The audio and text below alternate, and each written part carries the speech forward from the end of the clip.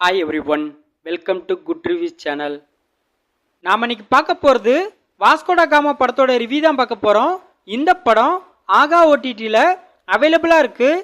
இந்த படத்தோட கதை என்னன்னா, நாம் வாழ்ந்துட்டு இருக்கிற உலகம் கலியுகமாக மாறினா எப்படி இருக்குமோ இதுதான் இந்த படத்தோட கதை.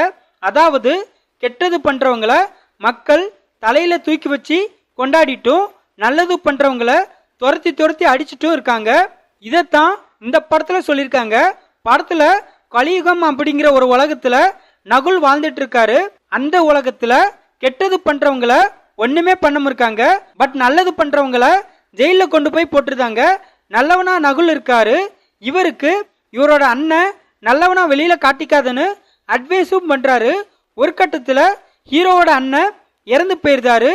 இதுக்கப்புறம் ஹீரோ அவரோட சொந்தக்காரரான முனிஷ்காந்த பார்க்க போறாரு.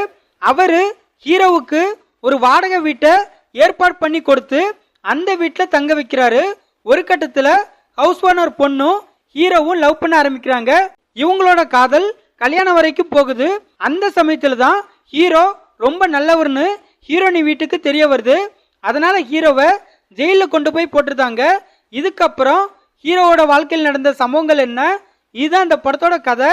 இந்த படத்தோட பிளஸ் படத்தோட ஸ்டோரி ரொம்ப டிஃப்ரெண்டா இன்ட்ரெஸ்டிங்கா இருக்கு. படத்தோட ஹீரோவான நகுல் சூப்பரா நடிச்சிருக்காரு. படத்தில் நடிச்ச எல்லாருமே அவங்களோட ரோலை நீட்டா பண்ணியிருக்காங்க. படத்தில் உள்ள காமெடிலாம் ரொம்ப சூப்பரா இருக்கு. படத்துல பொலிட்டிக்கல் பத்தி சொல்லியிருக்கிற மெசேஜ்லாம் நல்லா இருக்கு. பிஜிஎம், சினிமாட்டோகிராஃபி ரெண்டுமே சூப்பரா இருக்கு.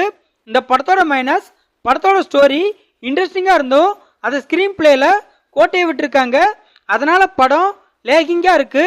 படத்துல இன்னும் ஒரு சில விஷயத்த மாற்றி அமைச்சிருக்கலாம். படத்தோட டியூரேஷனை இன்னும் கட் பண்ணியிருக்கலாம். இந்த படத்தை ஆர்ஜிகே டைரக்ட் பண்ணியிருக்காரு. இந்த படத்தில் நகுல், கே.எஸ். ரவிக்குமார், வம்சி கிருஷ்ணா, முனிஷ்காந்த் இன்னும் பலர் இந்த படத்தில் நடிச்சிருக்காங்க. மொத்தத்தில் இந்த படத்தை பார்க்கலாமான்னு கேட்டால் ஒரு டிஃப்ரெண்டான காமெடி ட்ராமா மூவி பார்க்கணும்னு நினைக்கிறவங்க இந்த படத்தை பார்க்கலாம். இந்த படம் ஆகா ஓடிடியில் அவைலபிளாக இருக்கு. இந்த வீடியோ பிடிச்சிருந்தா லைக் பண்ணுங்க, ஷேர் பண்ணுங்க, சப்ஸ்கிரைப் பண்ணி சப்போர்ட் பண்ணுங்க. Thanks for all.